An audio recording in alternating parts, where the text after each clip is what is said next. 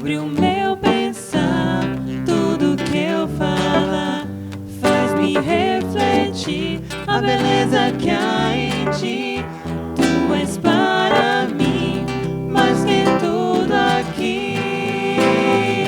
Vem reinar de novo em mim, reinar em mim com teu poder sobre a escuridão, sobre os sonhos meus. Tu és o Senhor de tudo que sou. Vem reinar em mim, Senhor, reinar em mim com teu poder sobre a escuridão, sobre os sonhos meus. Tu és o Senhor de tudo que sou. Vem reinar em mim, Senhor. Vem reinar em mim, Senhor.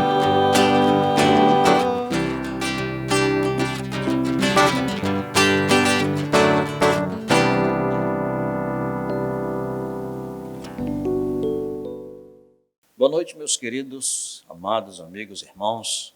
Estamos aqui mais uma vez para cultuarmos a Deus, para aprendermos, trocarmos experiências e aprendermos mais da palavra de Deus.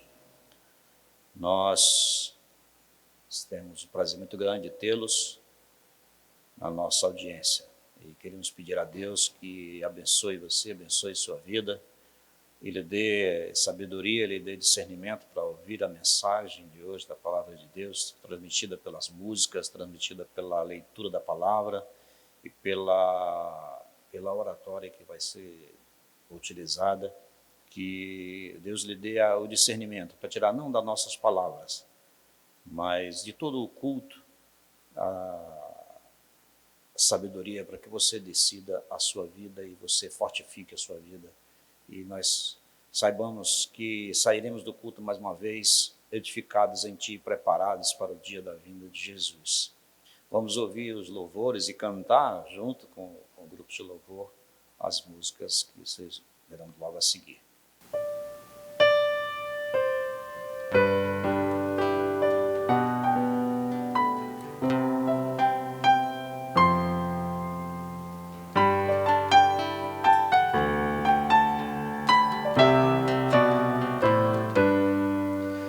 Senhor, eu sei que é teu este lugar. Todos querem te adorar. Toma tua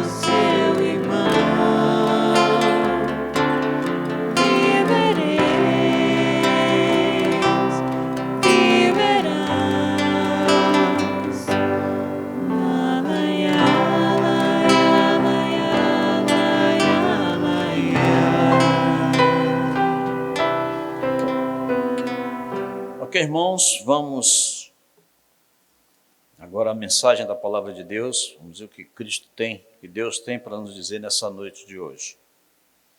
Vamos abrir nossas Bíblias para o livro de Filemão, no Novo Testamento, capítulo único, é um só capítulo, e a gente vai ler os versículos deste capítulo. Paulo, prisioneiro de Cristo Jesus, e o irmão Timóteo, ao amado Filemão, nosso companheiro de trabalho, e a nossa irmã Áfia e Arquipo, nosso companheiro de lutas, e a igreja que está na tua casa. Graças a vós e paz da parte de nosso Deus, Pai do nosso Senhor Jesus Cristo. Sempre dou graças a meu Deus, lembrando-me de ti nas minhas orações. Ao ouvir falar do amor e da fé que tens para com o Senhor Jesus e para com todos os santos, para que a comunicação da tua fé se torne eficaz no pleno conhecimento de todo o bem que em nós há para com Cristo. Pois tive grande gozo e consolação no teu amor, porque por ti, irmão, os corações dos santos têm se reanimados. Pelo que, embora tenha em Cristo plena liberdade para te mandar o que convém, todavia prefiro rogar-te por esse teu amor, sendo eu como sou, Paulo, o velho, e agora até prisioneiro de Cristo Jesus. Sim, rogo-te por meu filho Onésimo, que gerei nas minhas prisões, o qual outrora te foi inútil, mas agora a ti e a mim é útil. Eu te o torno a enviar, a ele que é meu próprio coração. Eu bem quisera retê-lo comigo, para que em teu lugar me servisse nas prisões do Evangelho. Mas sem o teu consentimento nada quis fazer, para que o teu benefício não fosse como por força, mas sim espontâneo. Porque bem pode ser que ele se tenha separado de ti por algum tempo, para que o recobrasse para sempre. Não já como escravo, antes mais do que um escravo, como irmão amado, particularmente de mim. E quanto mais de ti, tanto na carne, como também no Senhor. Assim, pois, se me tens por companheiro, recebe-o como a mim mesmo. E se te fez algum dano, ou te deve alguma coisa, lança-o em minha conta. Eu, Paulo, de meu próprio punho o escrevo. Eu pagarei, para não te dizer que ainda a ti mesmo me te deves. Sim, irmão, eu quisera regozijar-me de ti no Senhor. Reanima o meu coração em Cristo. Escrevo-te, confiando na tua obediência, sabendo que farás ainda mais do que te peço. E ao mesmo tempo prepara-me também uma pousada, pois espero que pelas vossas orações hei de ser concedido. Saúda-te, Epáfras, meu companheiro de prisão em Cristo Jesus. Assim Marcos, Aristarcos, Demas e Lucas, meus cooperadores. A graça do Senhor Jesus Cristo seja com o vosso espírito. Que Deus seja louvado na leitura da sua palavra. Santo Deus, glorioso Pai, que a leitura da tua palavra agora nos traga a lição, nos traga a sabedoria e o conhecimento para a edificação do nosso espírito e para que teu evangelho seja entendido em toda a face da terra. Te agradecemos pelo teu amor, que o teu espírito use teu servo nesse momento. Amém. Bom, queridos, a carta de Paulo a Filemão é uma das cartas mais breves de todas as cartas que Paulo escreveu. Ela contém um único capítulo. E ela não só mais breve, como ela é uma carta mais pessoal. Foi escrita, como ele falou no capítulo, que foi escrita pelo próprio punho, ou seja, grande parte das cartas que Paulo escreveu, ele ditou para alguém escrever. A carta de Paulo a Filemon foi uma carta que ele mesmo escreveu.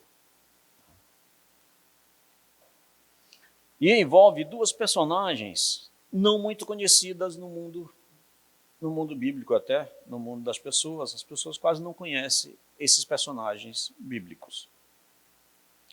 Trata-se de Onésimo, um escravo fugitivo, e Filemon, um senhor de escravos, que era o patrão de Onésimo. A época mais provável da escrita desta carta tenha sido por volta do ano 60 ao ano 61 depois de Cristo.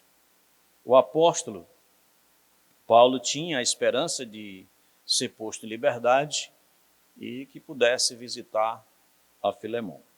Tá bom? Essa é mais ou menos o contexto da carta de Paulo a Filemon. E a gente encontra desses dois personagens, nós encontramos dentro dessa história dois personagens. O primeiro personagem foi Filemon. Quem foi Filemon? Sabe-se que Filemon foi um crente em Cristo, um irmão em Cristo.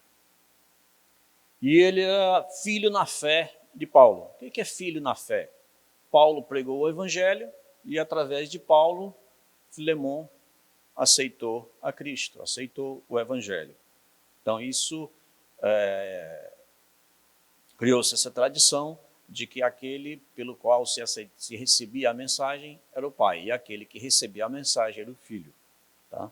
E Paulo fala, né? Ele morava na cidade de Colossos, que ficava no vale do rio Lico. O vale do rio Lico hoje é a Turquia. Tá? Ele fica na Turquia, esse vale. O nome de Filemon é um nome grego. Significa aquele que é gentil, afeiçoado, amoroso. E sabe-se também que ele tinha escravos. Visto que ele tinha escravos, remete a crer que ele era um homem de posses, um homem que tinha riquezas. E o segundo personagem é Onésimo. Quem era Onésimo? Onésimo era um escravo fugitivo. Ele fugiu, ele vivia na casa de Filemon e fugiu. Portanto, tinha uma dívida com Filemon. E o terceiro ponto que se encontra logo em seguida, depois desses elementos, encontra-se um fato. O que é esse fato? É um fato modificador. Onésimo, no meio dessas andanças, depois que ele fugiu de Filemon, ele, no meio das andanças, ele teve um encontro com Paulo. E nesse encontro com Paulo, Paulo lhe apresenta o evangelho. Apresentado o evangelho a Onésimo, Onésimo recebe esse evangelho, recebe a mensagem do evangelho. Quando ele recebe a mensagem do evangelho, Onésimo cai na real. Ou seja, descobre que o que ele fez foi uma coisa errada. Que ele pecou contra seu patrão. Ele fez uma coisa errada, ele fugiu. Fugiu do seu patrão. E Onésimo precisa corrigir esse problema. Só que para Onésimo corrigir esse problema, ele precisa ter condições. Se ele tem uma dívida com o patrão dele, ele tem que pagar essa dívida para voltar. Só que a dívida de Onésimo com seu patrão é uma dívida muito alta. Uma dívida que Onésimo não tem com seus próprios recursos.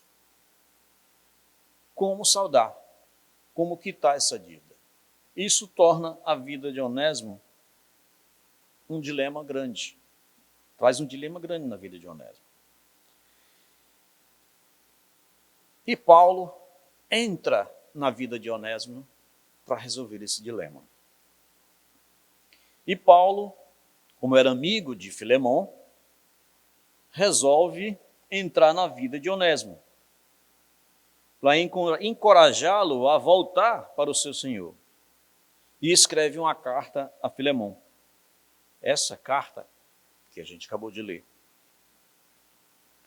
A fim de incentivar Filemon a abrir o seu coração num gesto de bondade, num gesto de amor, e recebesse Onésimo de volta. Recebesse aquele escravo fugitivo de volta.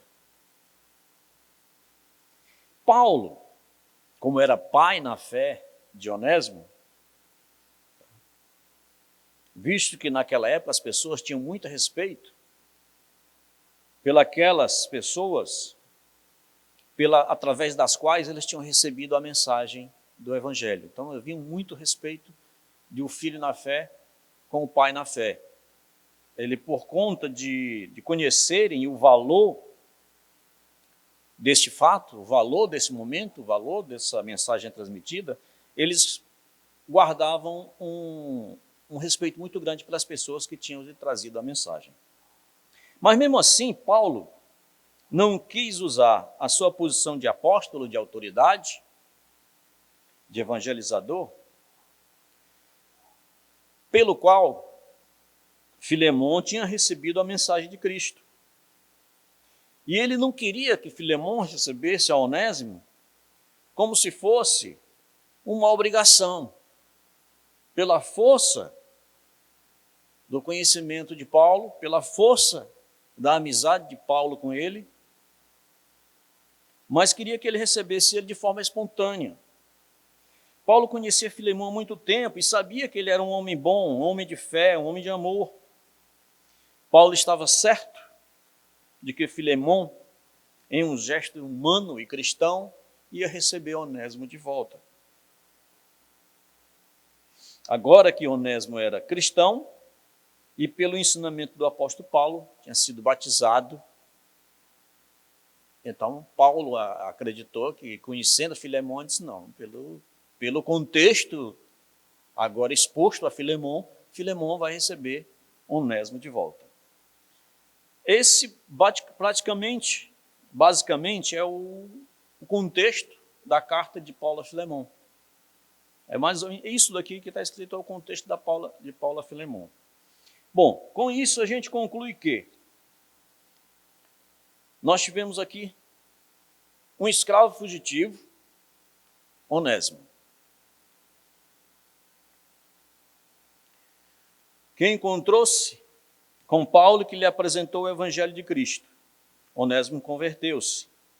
Sendo ele um servo fiel e ajudador da causa do Evangelho, Onésimo precisava voltar para casa do seu senhor, mas não tendo como saldar sua dívida. Paulo, sendo amigo de Filemão, irmão em Cristo, então intervém na conversa de Filemão, dono do escravo Onésimo, para recebê-lo de volta. Mas não simplesmente deixando sua dívida para lá. Tá? Filemão ia receber de volta Onésimo. Paulo queria que Filemão recebesse Onésimo de volta. Mas tinha uma dívida no meio da história. E essa dívida não podia ser deixada para lá. Era uma dívida alta, Onésimo não tinha como pagar, mas ele tinha que ser recebido de volta. A contravenção de Onésimo foi muito alta e não era impagável. Mas, contudo, impossível de, com os recursos próprios, Onésimo pagar essa dívida. 4 pontos são interessantes nesse momento da carta. O escravo foge, Onésimo encontra-se com Paulo, que ele apresenta o Evangelho. Onésimo se converte. Onésimo foge, comete uma contravenção.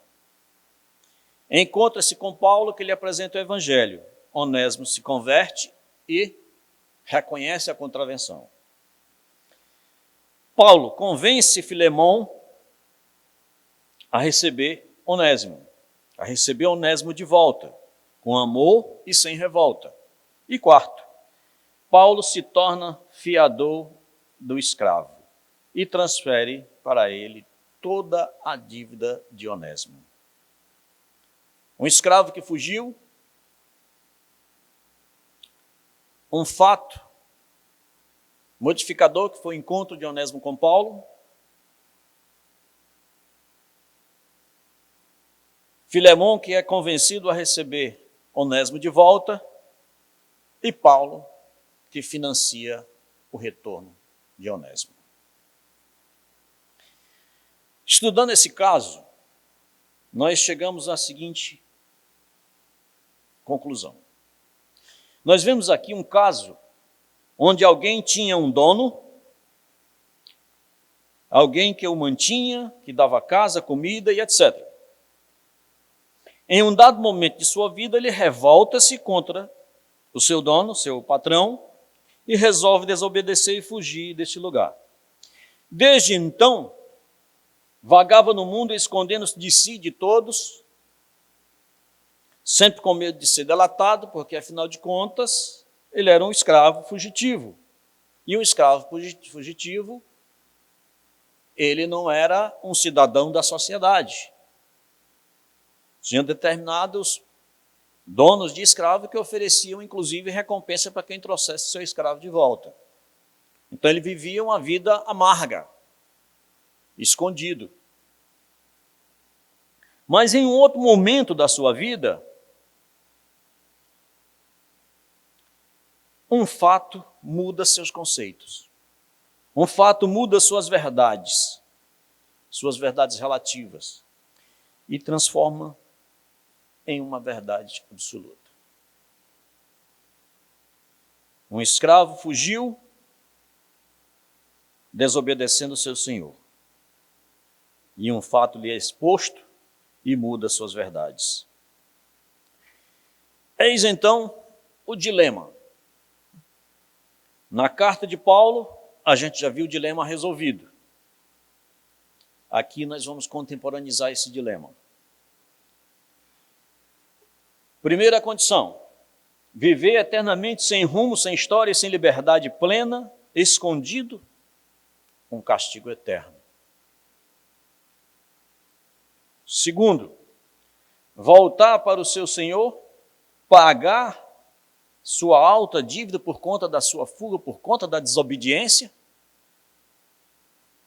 sem ter condições? Qual a solução para esse dilema? O que você pensa como solução para esse dilema? Raciocina um pouquinho. Nos ajuda a solucionar esse dilema. Não é tão difícil, mas é preciso pensar um pouquinho. Vejamos. Na nossa leitura temos 4 elementos. Elemento 1, um senhor de escravo. Elemento 2, um escravo fugitivo. Elemento 3, um fator de mudança. Elemento 4, um fiador da dívida. Esse cenário posto, isto posto, com base na história, no resumo da história e na nossa vida, você já tem condição de fazer em cima desses 4 pontos uma analogia e onde podemos ser inseridos na contemporaneização dessa história? Façamos uma analogia direta e vamos nos transportar para dentro da história e vamos distribuir os papéis de cada ator envolvido nesse teatro que é a vida real, onde Deus é o Senhor, o dono de tudo e de todos. 2, somos os escravos fugitivos. Já se encontrou no momento? Qual é o seu papel? Um fato modificador: o encontro com o Evangelho de Cristo. E 4, o fiador da tua dívida, da minha dívida, da nossa dívida, Cristo Jesus. Pense, raciocine, veja a palavra de Deus, veja o que ela transmite para nós. não tem dificuldade, não precisa ser um doutor, você só precisa dar ouvido à palavra de Deus. Para que você descubra nessa palavra o encontro com o Evangelho, o fato modificador para desencadear o teu processo de volta à vida plena, a volta à casa do Pai. Vem sem demora, escuta sem demora ao pecador. A mensagem, o fato modificador que vai mudar a tua vida, que vai fazer tua dívida ser paga e possa voltar para a casa do Pai em paz e seja recebido com amor. Pensa, reflete. Queres viver eternamente vagando, escondendo-se? Ou queres voltar para a casa do Pai? Eu sei que você não pode pagar a sua dívida, assim como também não podia pagar a minha dívida. Mas se você tiver um encontro com o Evangelho verdadeiro de Cristo, aquele que está escrito dentro da Bíblia, tem um encontro verdadeiro com Ele. Você vai encontrar e vai descobrir o seu fator modificador, fator gerador, um fator que gera vida, que gera paz, gera tranquilidade, porque te dá a oportunidade de voltar para casa em paz, que dá a oportunidade de ser recebido pelo Pai com a dívida paga, uma dívida que você jamais conseguirá pagar. Amém? A transgressão, nós tivemos aí uma transgressão, nós tivemos aí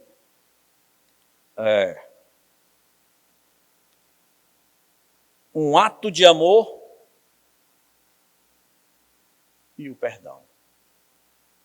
Você está pensando, necessitando disso nesse momento? Você transgrediu. Você foi desobediente. Ah, mas eu não fiz nada. Você não fez? Você traz dentro de você aquilo que Adão fez. Aquilo que Adão fez, você traz dentro de você.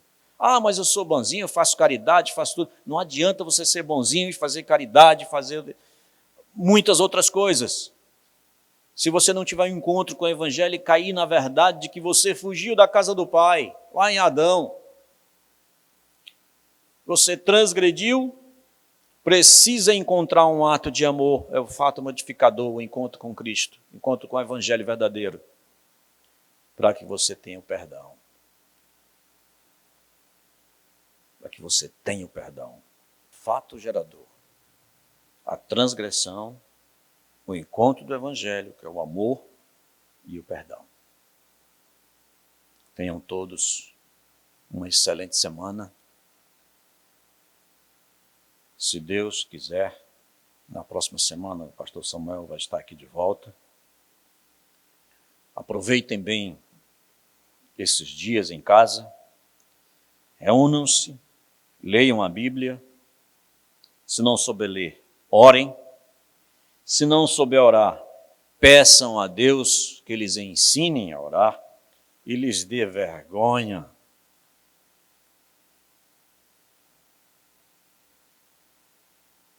Para aprender a orar. Porque orar nada mais é do que uma expressão de louvor, adoração e exaltação a Deus. É uma expressão de louvor, adoração e exaltação a Deus. É na oração que se mostra 3 fatores fundamentais para a nossa vida. Para edificação, para fortalecimento e conhecimento. É na oração em que nós mostramos humildade, dependência e obediência. humildade, dependência e obediência.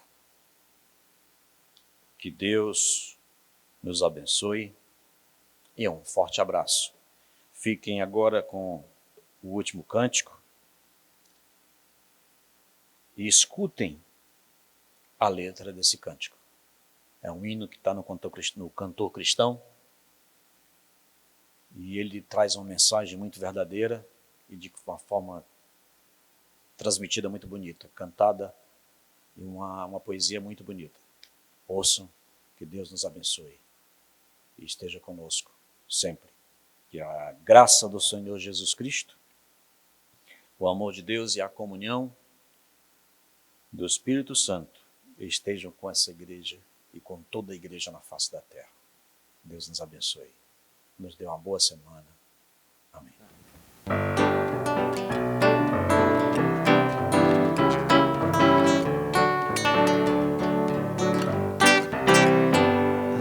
Atribulado coração, em Cristo alívio encontrarás. Consolo, paz e seu perdão, sim, dele tu receberás. Ó, vem sem demora ao Salvador, porque vacilar e ter temor. Ó, vem, vem já, descanso te dará. Dilacerado pela dor das tuas culpas do pecado, vem sem demora ao Salvador e vida nova de gozar. Ó, vem sem demora ao Salvador, porque vacilar e ter temor. Ó, vem, vem já, descanso te dará.